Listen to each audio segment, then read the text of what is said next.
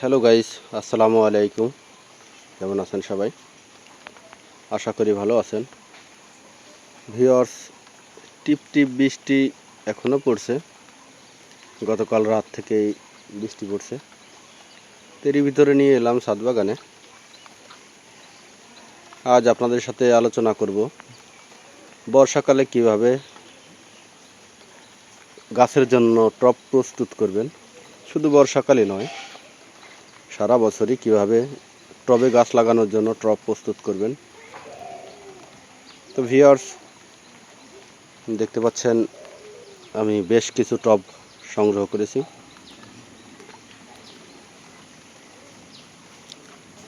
টবগুলোকে আমি একটা তেলের ড্রাম, এটা হচ্ছে 250 লিটার, এটাকে আমি কেটে দুইটা টব তৈরি করেছি।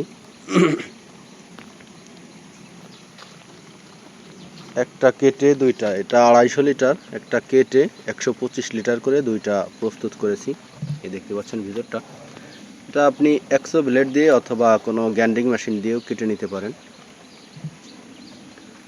তো ভিতরটা এরকম, কোনো প্রকার কোনো ছিদ্র নেই, পানি নিষ্কাশন ব্যবস্থা নেই। তো কাটার পরে আপনাকে গাছ লাগানোর জন্য প্রথমেই যে পদক্ষেপটি নিতে হবে সেটি হচ্ছে, এই দেখতে পাচ্ছেন আমি কিন্তু অলরেডি কাটা শুরু করেছি। এই যে একটা, দুইটা, তিনটা, চারটা ছিদ্র কিন্তু আমি অলরেডি করে ফেলেছি।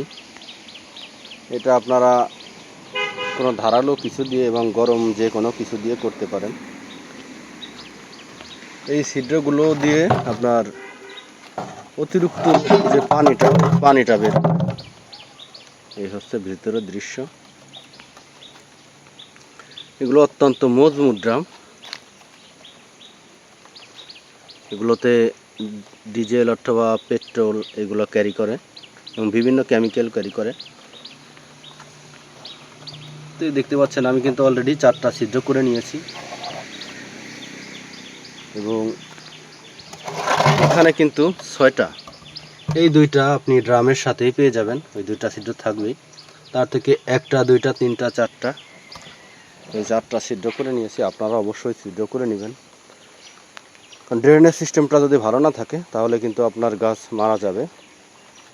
আর এই যে 20 লিটার বালতিগুলো দেখতে পাচ্ছেন, এগুলোকেও আমি সুন্দরভাবে ছিদ্র করে নিয়েছি।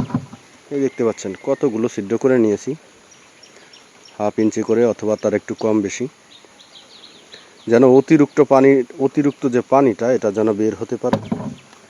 এটা যদি বের হতে না পারে তাহলে কিন্তু আপনার গাছ মারা যাবে।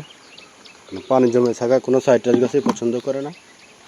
এই দেখতে পাচ্ছেন প্রত্যেকটা ড্রামই কিন্তু আমি ছিদ্র করে দিয়েছি। প্রত্যেকটা ড্রামই আমি ছিদ্র করে দিয়েছি যেন অতিরিক্ত যে পানিটা ওটা বের হতে পারে। তো ভিউয়ার্স, এখন যে কাজটি করবেন সেটি হচ্ছে, এই যে ছিদ্রগুলো, এই ছিদ্রগুলোতে প্রথমে আপনি নেট জাতীয় কিছু অথবা কোনো হাড়ি ভাঙা কোনো কিছু দিয়ে এই ছিদ্রগুলোর উপরে দিবেন যেন ছিদ্রটা বন্ধ হয়ে না যায়।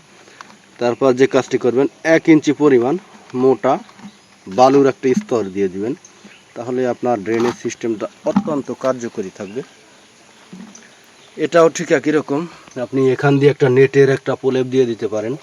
তারপর 1 ইঞ্চি পরিমাণ শুধু মোটা বালি দিয়ে দিবেন, যেন উপর থেকে নিচে যাওয়া যে পানিটা, ওই পানিটা যেন সহজেই বের হতে পারে। সবগুলোতেই একই পদ্ধতি অবলম্বন করবেন এবং এমন মিডিয়া দিবেন যেটার ভিতর দিয়ে অক্সিজেন চলাচল করতে পারে, যেমন কোকোপিট ব্যবহার করবেন, মোটা বালি ব্যবহার করবেন। শুধু এঁটেল মাটি যদি আপনি ব্যবহার করেন তাহলে কিন্তু পানি চলাচলে বিঘ্ন ঘটবে। তাই শুধুমাত্র এঁটেল মাটি ব্যবহার করবেন না, বেলে দোআঁশ মাটিও ব্যবহার করা যায়, তবে যেন পানিটা নিচ থেকে গড়িয়ে যেতে পারে। তো ভিউয়ার্স, আজ এ পর্যন্তই। পরবর্তী ভিডিও পেতে অবশ্যই চ্যানেলটি সাবস্ক্রাইব করবেন। ধন্যবাদ সবাইকে, ভালো থাকবেন সবাই।